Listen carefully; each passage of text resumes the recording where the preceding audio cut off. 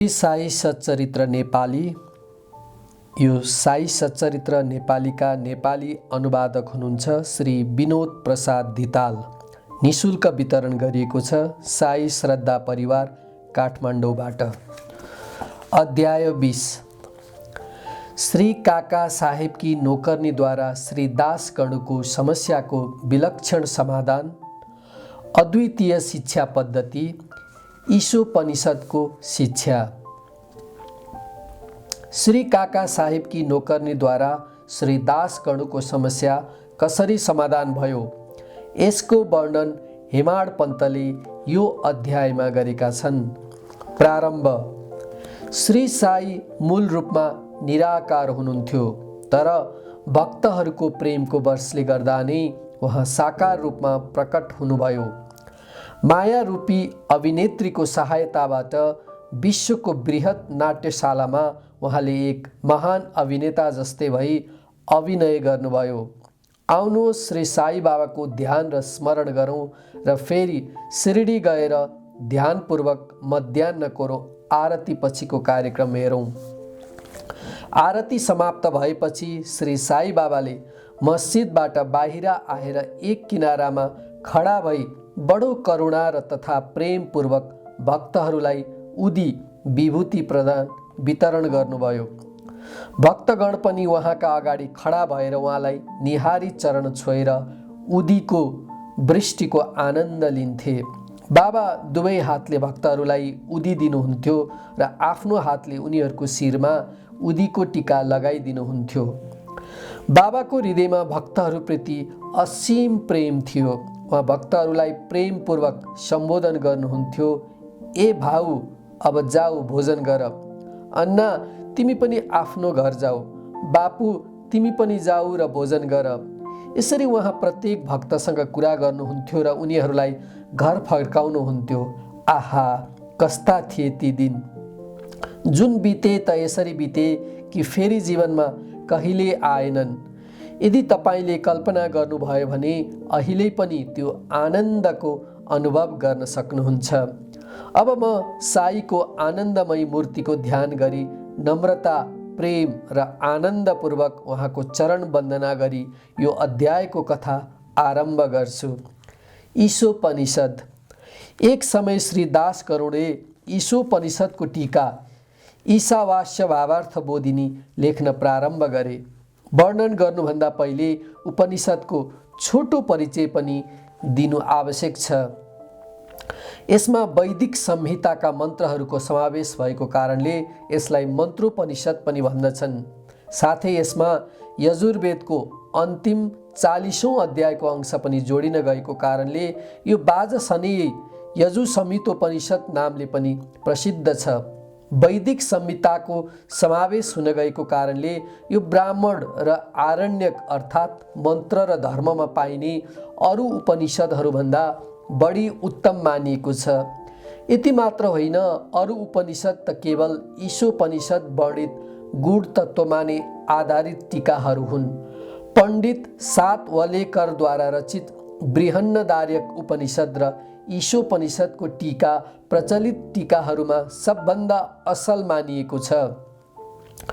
Professor RD. रानाडेको भनाइ छ कि ईशोपनिषद एउटा सानो उपनिषद हुँदाहुँदै पनि यसमा एउटा असाधारण अन्तर्दृष्टि प्रदान गर्ने अनेक विषयहरूको समावेश भएको छ।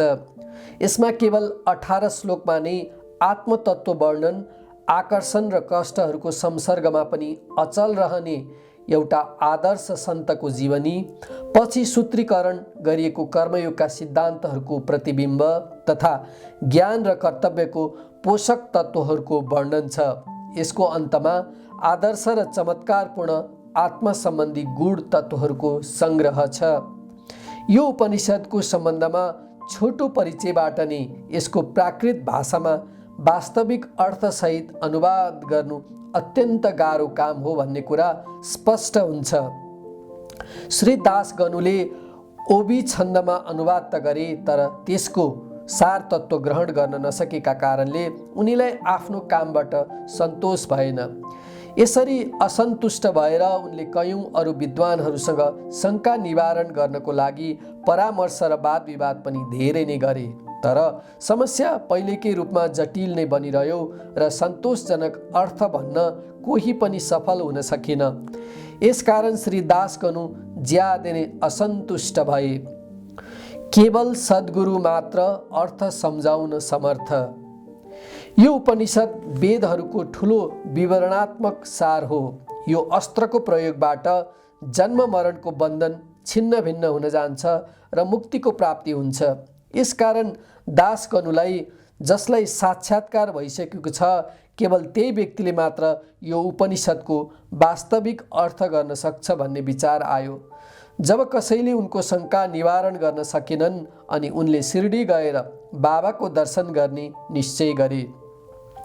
शिरडी जाने शुभ अवसर प्राप्त हुनासाथ उनले बाबासँग भेट गरेर चरण वन्दना गरेपछि उपनिषदमा आएका कठिनाइहरू उहाँको अगाडि राखी उहाँबाट समाधान गर्ने प्रार्थना गरे। श्री साई बाबाले आशीर्वाद दिएर भन्नुभयो, चिन्ता गर्ने कुनै आवश्यकता छैन, त्यसमा कठिनाइ नै के छ र? तिमी फर्कने बखतमा बिले पार्लामा काका दीक्षितकी नोकर्नीले तिम्रो शङ्का हटाइदिनेछिन्। उपस्थित मानिसहरूले यो कुरा सुन्दा बाबा केवल ठट्टा नै गरिरहनु भएको छ। यो के एउटी अशिक्षित नोकर्नीले पनि यस्तो जटिल समस्या समाधान गर्न सक्छे भनी सोच्न लागे। तर दासगनुलाई त बाबाको वचन कहिले असत्य हुन सक्दैनन्, किनभने बाबाको वचन त साक्षात् ब्रह्म वाक्य नै हो भन्ने कुरामा पूर्ण विश्वास थियो। काकाकी नोकर्नी। बाबाका वचनमा पूर्ण विश्वास गरेर उनी शिरडीबाट बिले पार्ला बम्बईको उपनगरमा पुगी काका दीक्षित कहाँ बसे। भोलिपल्ट दासगनुले बिहानको मिठो निद्राको आनन्द लिइरहेको अवस्थामा एउटी गरिब केटीको सुन्दर गीतको स्पष्ट र मधुर स्वर सुन्न पुगे। गीतको मुख्य विषय थियो एउटा रातो रङको साडी, त्यो कति सुन्दर थियो, त्यसको जरी भएको आँचल कस्तो असल थियो, त्यसको छेउ र किनारा कस्तो सुन्दर थियो इत्यादि। उनीलाई त्यो गीत ज्यादै मन पर्यो। यसकारण उनी बाहिर आएर यो गीत काका साहेब दीक्षितकी नोकर्नी नाम्याकी बहिनी एउटी केटीले गाइरहेको देखे। केटी भाँडा माझिरहेकी थिई र केवल एउटा फाटेको लुगाले शरीर ढाकेकी थिई। यस्तो दरिद्र परिस्थितिमा पनि उसको प्रसन्न मुद्रा, मुखको चेष्टा देखेर श्री दासगनुलाई दया लाग्यो र भोलिपल्ट उनले श्री एम.बी. प्रधानसँग त्यो गरिब केटीलाई एउटा राम्रो साडी दिने अनुरोध गरे। जब रावबहादुर एम.वी. प्रधानले त्यो केटीलाई एउटा साडी दिए अनि एउटा भोकले पीडित व्यक्तिलाई भाग्यवश मिठो भोजन पाउँदा जस्तो प्रसन्नता हुन्छ, त्यस्तै नै त्यो केटीलाई पनि खुसीको सीमा नै भएन। भोलिपल्ट उसले नयाँ साडी लगाई र ज्यादै खुसी भएर आनन्द साथ नाच्न दौडन लागि तथा अरू केटीहरूसँग फुगडी दुई केटीले आपसमा हात समातेर नाची नाची घुमी घुमी खेल्न मस्त भई। अर्को दिन उसले नयाँ साडी सन्दुकमा राखी र पहिलेकै झैँ फाटेको पुरानो लुगा लगाएर आई, तर पनि अघिल्लो दिनको जस्तै प्रसन्न देखी। यो देखेर दासगनुको दया आश्चर्यमा बदलियो। दासगनुको यो धारणा थियो कि गरिब भएकीले नै उसले फाटे टुटेका कपडा लगाउनै पर्दछ, तर अब त उसँग नयाँ साडी थियो। जसलाई उसले सम्हालेर राखेर फाटेको कपडा लगाए पनि उही गर्व र आनन्दको अनुभव गरिरही। उसको मुखमा दुःख या निराशाको कुनै चिन्ह पनि थिएन।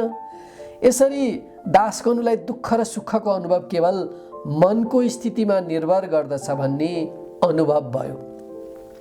यो घटनाप्रति गहिरोसँग विचार गरेपछि उनी यो निचोडमा पुगे कि भगवानले जो दिएका छन् त्यसैमा सन्तुष्टि लिनुपर्दछ र यो कुरामा निश्चित हुनुपर्दछ कि भगवान सबै चराचरमा व्याप्त छन् र उनको दयाबाट जे जस्तो स्थिति आफूलाई प्राप्त भएको छ त्यो आफ्नो लागि अवश्य नै असलको लागि हुन्छ।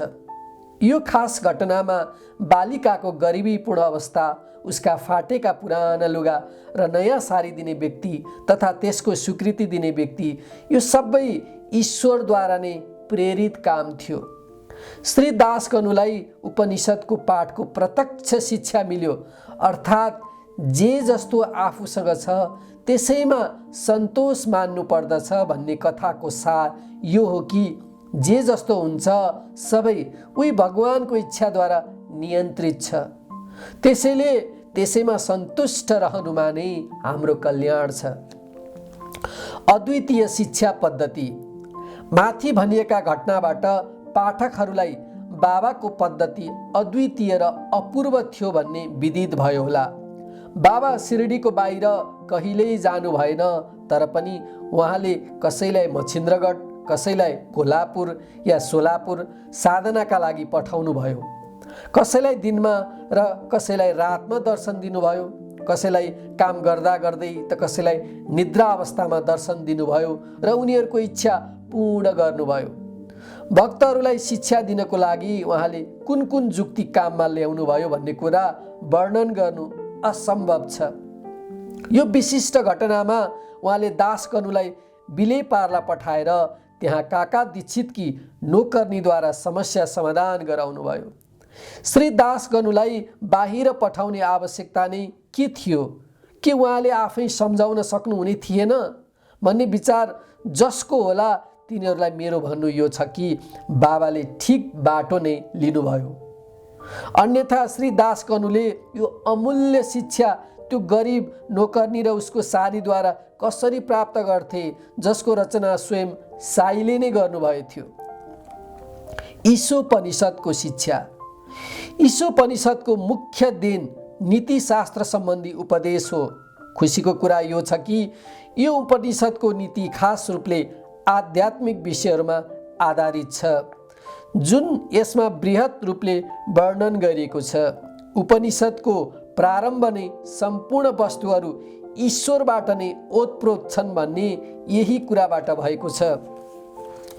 यो आत्मविषयक स्थितिको पनि एक उपसिद्धान्त हो अनि जो नीति सम्बन्धी उपदेश यसबाट ग्रहण गर्न योग्य छ त्यो यो हो कि जे जति परमेश्वरको कृपाबाट प्राप्त छ त्यसमा नै आनन्द मान्नुपर्छ।